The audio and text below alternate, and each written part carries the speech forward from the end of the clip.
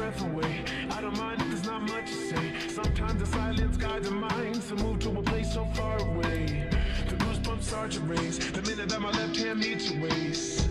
And then I watch your face, put my finger on your tongue cause you love to taste, yeah. These hearts adore everyone the other beats hardest for.